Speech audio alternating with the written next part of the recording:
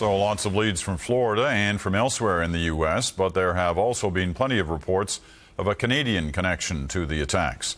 The CBC's Christina Lawand joins us now with more on what we know so far. Christina.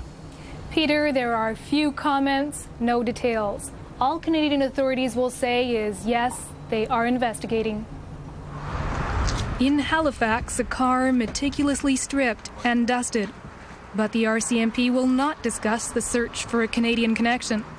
The line from Ottawa today came straight from the top. There is no indication at this moment that those perpetrators were coming from Canada. In Montreal, the RCMP are heading a special joint task force with the Quebec Police Force and Montreal Police to assist in the FBI's investigation. But still, no comment as to what exactly it is they are looking for.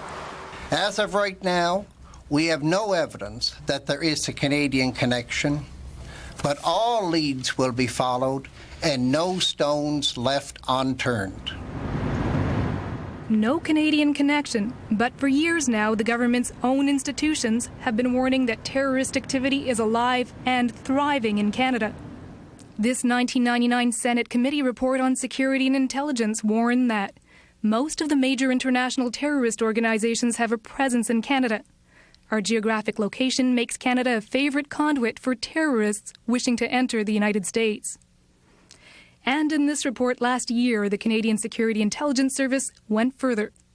Over the past 15 years, we have witnessed a disturbing trend as terrorists move from significant support roles, such as fundraising and procurement, to actually planning and preparing terrorist acts in Canada.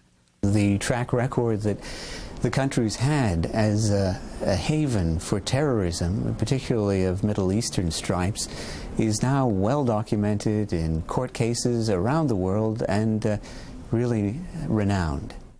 Most recently, the case of Ahmed Rassam, the Algerian Montreal resident stopped at the U.S. border with explosives and a Millennium bomb plot, even though he'd been ordered deported from Canada months before. This former chief of the RCMP says Canada's immigration rules are too lax.